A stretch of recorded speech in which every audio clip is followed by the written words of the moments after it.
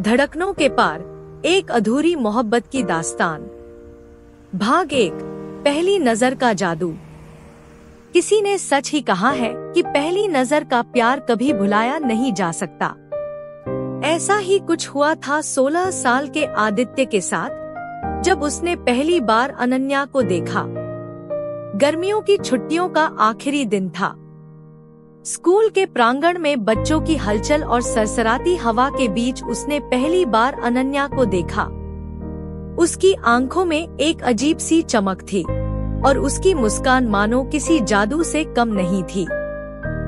अनन्या नई छात्रा थी। उसका परिवार हाल ही में शहर आया था। शर्मीली स्वभाव की अनन्या क्लास में ज्यादा किसी से बात नहीं करती थी। आदित्य का दिल पहली बार इतनी तेजी से धड़क रहा था। वह सोच भी नहीं पाया कि आखिर यह कैसा एहसास है।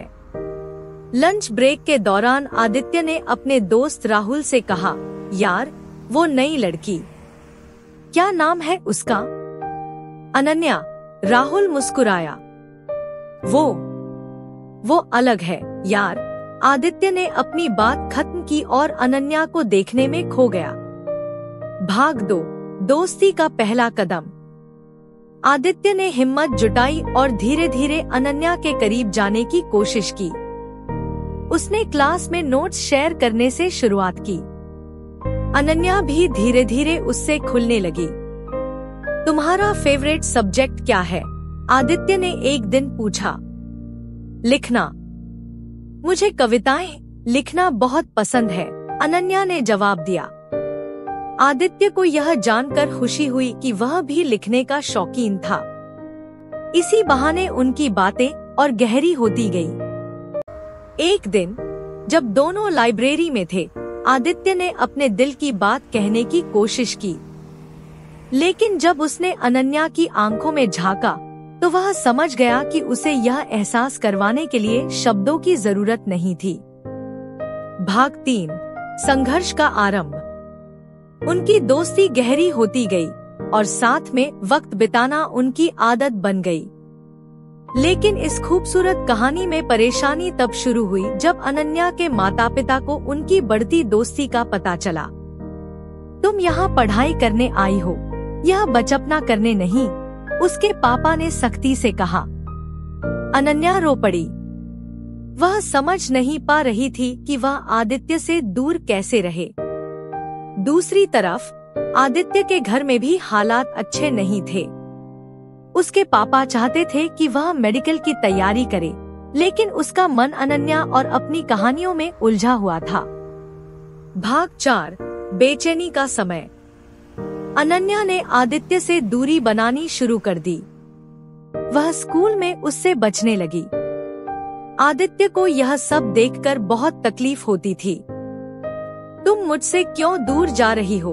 उसने एक दिन पूछा।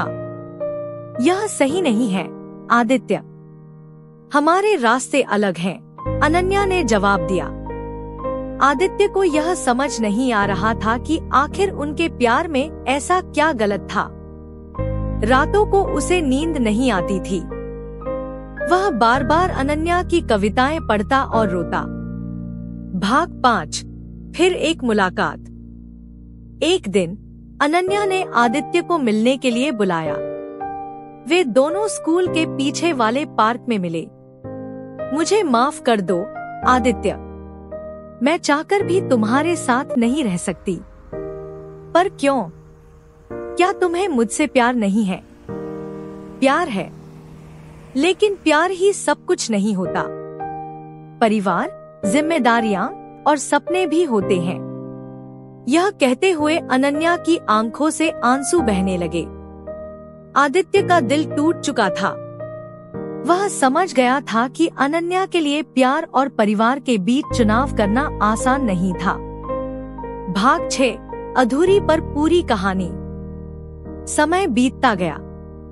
अनन्या ने अपनी पढ़ाई पूरी की और दूसरे शहर चली गई। आदित्य ने भी लिखने को अपना सहारा बना लिया। उसने अनन्या के लिए एक किताब लिखी, अधूरी पर पूरी प्रेम कहानी। कई साल बाद जब यह किताब प्रसिद्ध हुई, तो अनन्या ने इसे पढ़ा। वह जान गई कि यह उनके प्यार की कहानी थी। उसने आदित्य को फोन किया। तुमने इसे क्यों लिखा? उसने पूछा। क्योंकि अधूरी कहानियां भी पूरी होती हैं, अगर उन्हें यादों में जिया जाए, आदित्य ने जवाब दिया। दोनों ने अपने रास्ते अलग अलग चुने, लेकिन उनके दिल हमेशा एक दूसरे के लिए धड़कते रहे। उनकी अधूरी कहानी ने यह साबित कर दिया कि प्यार हमेशा अपने अंत तक पहुंचता है, भले ही रास्ते अलग हों। The end.